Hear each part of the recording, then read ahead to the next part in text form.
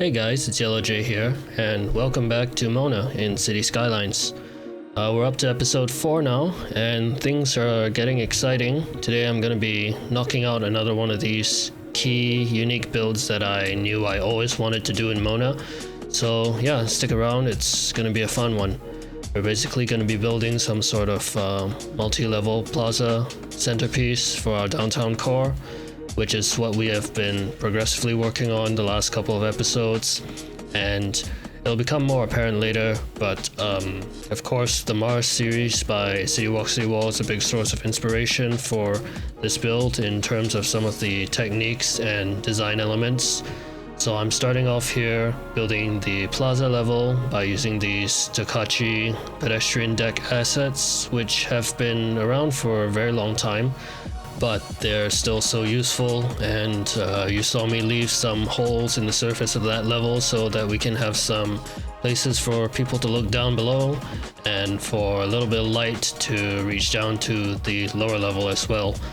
So I'm just building this area quite systematically because it's a big task and we have to break it down. So you are going to see me turn all the pedestrian deck pieces into procedural objects and add them to a layer, and that makes it much easier as I can just turn off the visibility of that layer and work on the lower level underneath, which see me doing now. I place some Ronix expressway pillars as columns to help support the upper level, and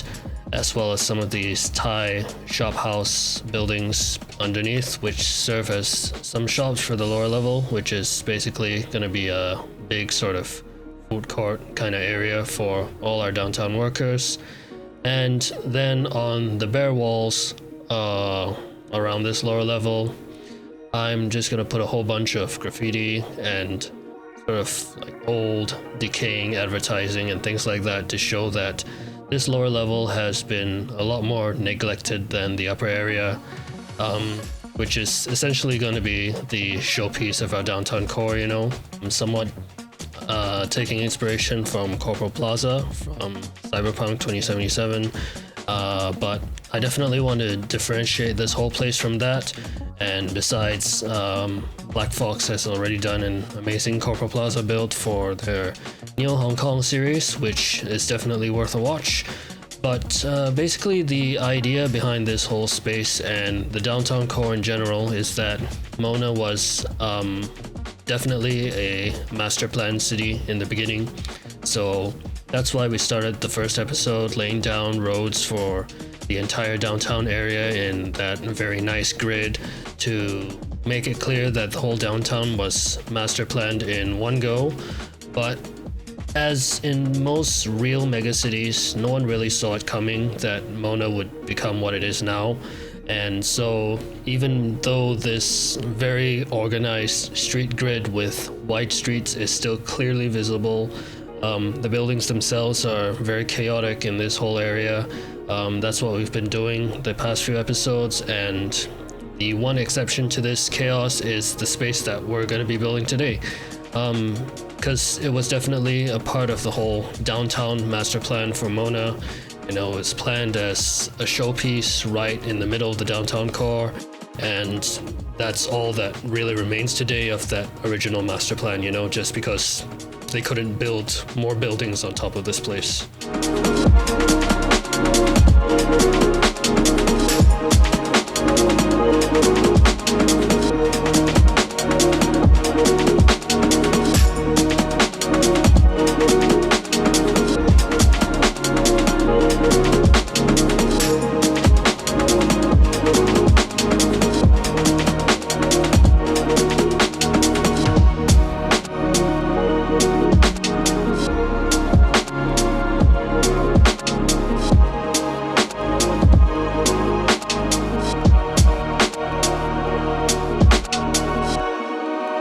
So, as I mentioned, the lower level of this plaza is a sort of big food court area, and so far what you saw me do is basically lay out every possible prop that I could think of that would work for this area, and then just kind of copy and paste them around with Move It. So lots of little food related signs and little menus and things like that to really make this whole food court just come alive.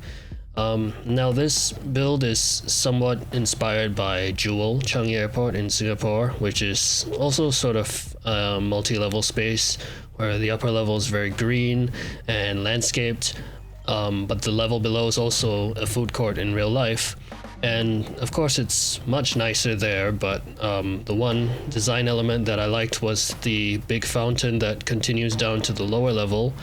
And so we're preparing to implement that later by basically making a big hole in the ground using some clipping networks,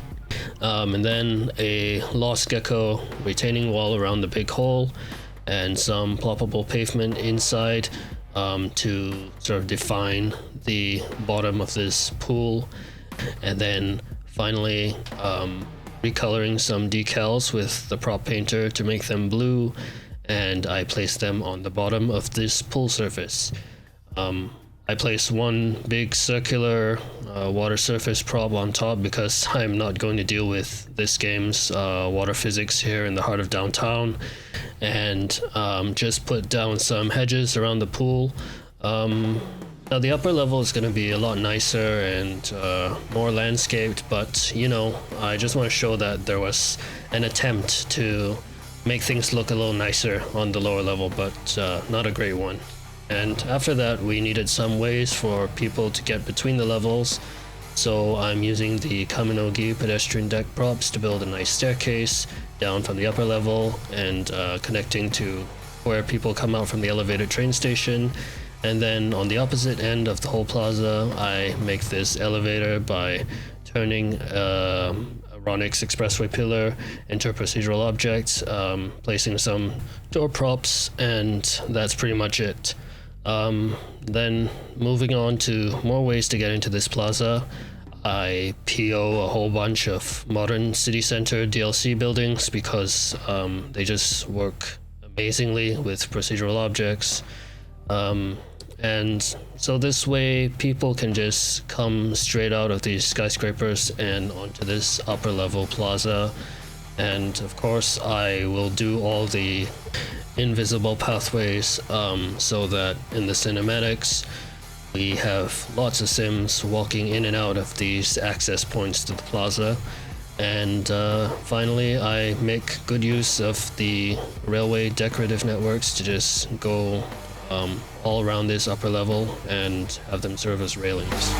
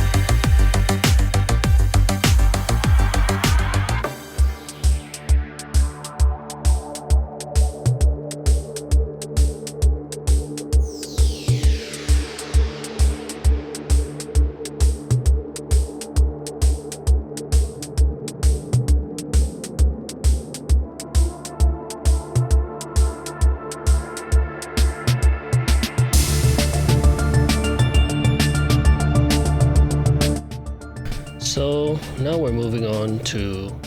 start detailing the upper level plaza, and I'm starting off by placing some ploppable pavement on top of the pedestrian deck pieces, because otherwise we wouldn't be able to put decals on top, and I really wanted to have that contrast with the raw concrete on the lower level by putting some really nice decals here on the upper level. I fill in the gaps in the pavement with some grass network surfaces so that we can nicely landscape this whole upper area later, and got some network stairs to create some viewing areas where you could climb up and get a nice view of the whole area, and some little PO shops below to make sure we use every bit of space. And now I wanted to talk a little bit about the title of this episode. I put public space in quotes because yes, this is Mona, and this space is the closest thing that we have to big public space, but it's still very much privately owned and still in control of the corporations and corporation-like state. So obviously they have full control over what you can and cannot do here, but more kind of subtle reminder that this isn't really public infrastructure is you can see where this plaza links up to the elevated station that we built last episode, and one part of the plaza is just fenced off and blocked off from the station itself. And obviously when you have all kinds of competing corporate interests controlling how this space is built, there isn't always an incentive to have it actually make sense. So you can kind of imagine that the blocked off part is where whoever built this plaza, that's where they wanted the access to the trains, and whoever built the trains disagreed for some reason. But as I said, this build is kind of inspired by Jewel Changi Airport, so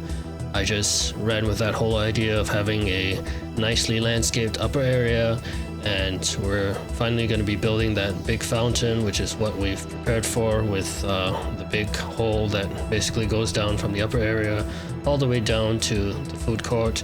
And initially I was wondering if we could do something with City Wall's Mars Dome asset and really have it look like Jewel, but I realized having this place be enclosed like that just doesn't make much sense, because it becomes very difficult to see anything inside, and I didn't want this whole build to go to waste, so I decided to try something else using this glowing network from City Wall to make this kind of lit up ring where the water is coming out. And then we just place down the Kaminogi waterfall assets and manipulate them with PO to make this whole fountain. And then we place some lights to have it glow pink at night.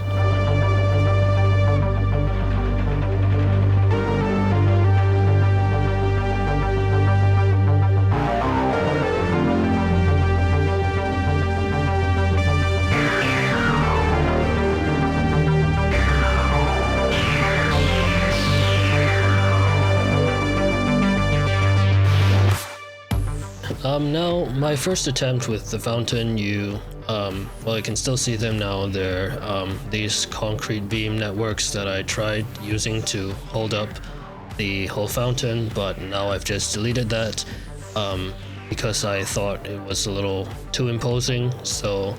we tried something different. We manipulated this one Ronix Expressway pillar, which I've colored black with PO,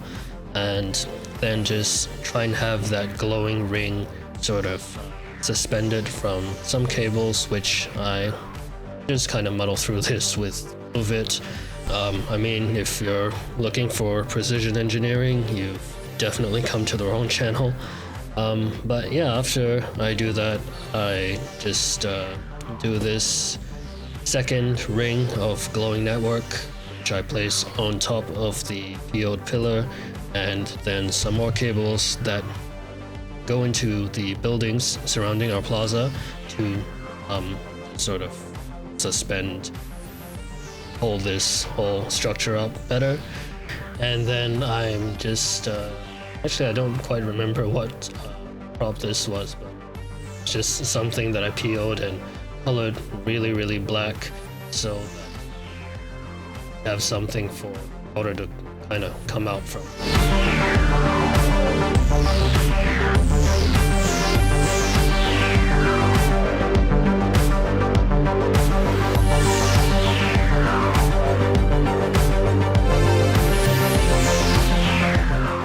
And then at this point we place down the logo for the corporation that's definitely going to be owning this whole gigantic water feature,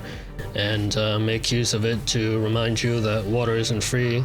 But yeah, I used this PO module to make it rotate around, and this is pretty old footage, and once I learned how to turn things into holograms, I make this logo a hologram, so you're gonna see this place change in future episodes. But yeah, otherwise I'm doing more billboards and holograms around the plaza, since there isn't really anywhere else in this downtown core where there's, you know, so many unblocked lines of sight. So obviously we need to take that opportunity to bombard everyone's eyes with as much advertising as possible here. And then one final thing that we're gonna do for this episode, that's it's coming up in a minute, you know, going back to that sort of fenced off part of the plaza that should have been linked to the train but isn't. So since that's completely worthless now, we basically turned that part of the plaza into a big dumping area, and we just put down a lot of trash props and things like that.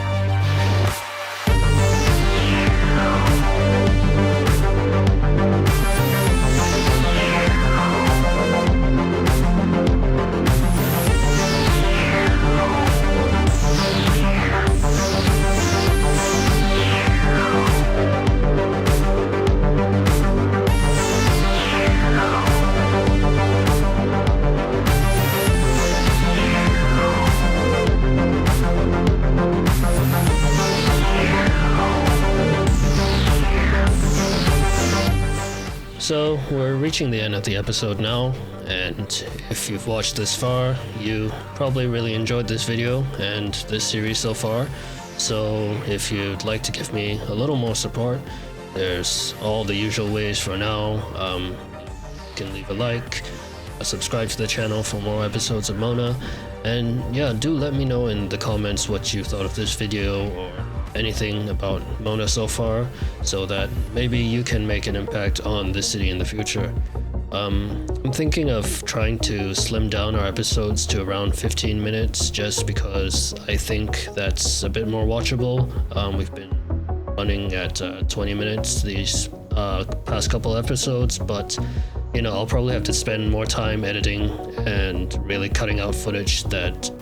doesn't really add to the video, so we'll see how things go. But yeah, any thoughts on that would be appreciated as well. But with not much else to say, I'll leave you with some of my favorite cinematics that I've recorded from Mona so far, and I hope to see you all back here for episode 5. So until then, take care of yourselves and goodbye.